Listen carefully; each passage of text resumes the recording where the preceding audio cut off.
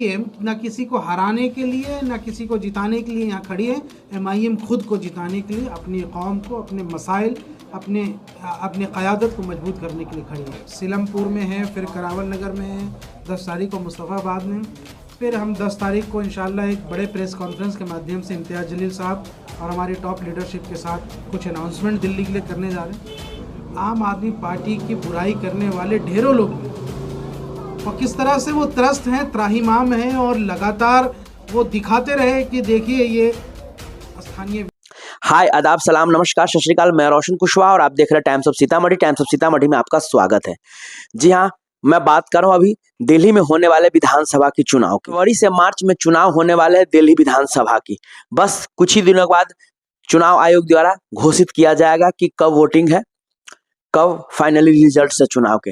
जहां पे AMM ने इस बार पूरी कमर कस ली है और AMM के जो दिल्ली के प्रदेश अध्यक्ष शुएब जमाही साहब, उन्होंने एक कौमी इंसाफ यात्रा निकाला हुआ है और उसी दौरान दिल्ली की हालत के बारे में वो बता रहे हैं कि कैसे मतलब जहाँ पे जो मुसलमान बस्ती है, कैसे वहाँ के रोड नली गली की हालत क्या है, जो कंटिन्यू केजरीवाल राज कर रहे हैं, लेकिन अभी तक दिल्ली की दशा दुर्दशा चेंज नहीं हुई है, जैसे कि तैसे ही है।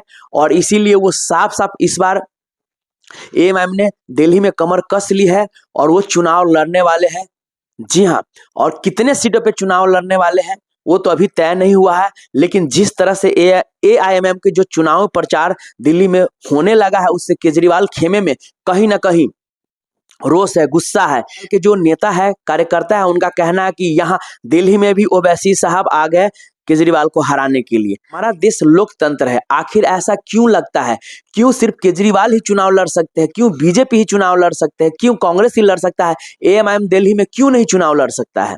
केजरीवाल के नेता केजरीवाल ने कहा ओवैसी साहब को बी टीम है। पे जो दिल्ली के जो AMM के प्रदेश अध्यक्ष है शुएब जमाही साहब, उन्होंने प्रेस कॉन्फ्रेंस किया। बजाबते आइए देखते हैं उन्होंने क्या कहा कि भैया कौन बी टीम है और कैसे एलिगेशन AMM पे लगाया जाता है। उन्होंने करारा जवाब दिया केजरीवाल को। बहुत शुक्रिया दिल्ली के साथियों का और मजलिस ने, दिल्ली MIM ने, जैसा कि वादा किया था हमने, कौमी इंसाफ यात्रा की शुरुआत हो चुकी है और आज हमारी टीम बल्ली मारान विधानसभा क्षेत्र का हमने दौरा किया और यहाँ के स्थानीय नेताओं के साथ, यहाँ के ज़िम्मेदारों के साथ जो है बहुत कामयाब दौरा रहा। और आपने देखा इस पूरे यात्रा के दौरान कि जो थोड़ी सी स्ट्रेच हमने कवर की है, उसी में आम आदमी पार्टी की बुराई करने वाले ढेरों लोग हैं और किस तरह से वो त्रस्त हैं, त्राहिमाम हैं और लगातार वो दिखाते रहे कि देखिए ये स्थानीय विधायक जो इमरान हुसैन हैं, उनके काम को यहाँ से उन्होंने दिखाया कि किस तरीके से गलियाँ जो है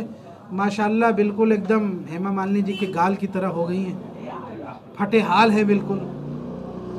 और सीवर के लाइन ऐसा लग रहा है कि केजरीवाल के घर तक जो है रेलवे का लाइन जा रहा है। तो ये हाल है, चलने के लिए दुश्वारी पैदा हो रही है।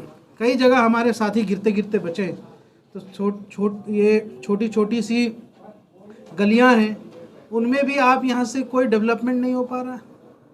तो ये बड़ी शर्मनाक बात है कि हमने थोड़ी देर के लिए एक यात्रा की तो उसमें इतनी दुश्वारी पैदा हुई। सोचिए जो यहाँ के लोग बरसों से रह रहे हैं और सालों से केजरीवाल को वोट दे रहे हैं, उसका ये सिला मिला है। इसलिए हम ये कहते थे कि ना ये केजरीवाल किसी का नहीं हो सकता।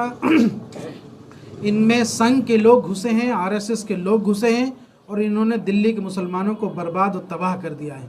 ना सिर्फ मरकज़ के मामले में, ना सिर्फ दंगों के मामले में इन्होंने धोखा दिया, बल्कि डेवलपमेंट की भी जो बात आएगी तो मुसलमानों की बस्तियों को उठा के आप देख लीजिए, जहाँ जहाँ केजरीवाल के विधायक है वो बस्तियाँ बैकवर्ड लेवल पे आ गई है। उन बस्तियों की हालत ऐसी है कि चलना मुश्किल हो पा रहा है। लिहाजा मजलिस ने यह ठाना है कि दिल्ली को एक नया ऑप्शन दिया जाएगा और जो दिल्ली की आवाम है वो मजलिस के साथ खड़ी रहेगी। और आज पहला दिन हमारा बहुत कामयाब रहा। मैं इसके लिए बधाई ख़ास तौर पर यहाँ हमारे ज़िला अध्यक्ष और बल्ली मारान के ज़िम्मेदार इमरान खान जी को देना चाहूँगा। रमीज़ राजा जी हैं, यहाँ हमारे इंचार्ज ज़िले के मोहम्मद अनीस साहब है, उमर अनीस साहब हैं। तो इन तमाम साथियों के साथ डॉक्टर साहब यहाँ मौजूद हैं जो हमारे सदर बाज़ार के इंचार्ज भी हैं। तो लिहाजा अब ये मेहनत करने की ज़रूरत है। ये शुरुआत हो गई है, लोगों का रिस्पांस हमने बहुत बेहतरीन देखा है। लोग चाहते हैं कि मजलिस को वोट करें, लेकिन इतने दिनों में वो एक ऑप्शन तैयार होने में वक्त लग रहा था। इस बार इंशाल्लाह दिल्ली विधानसभा के चुनाव में मजलिस मजबूती के साथ लड़ेगी।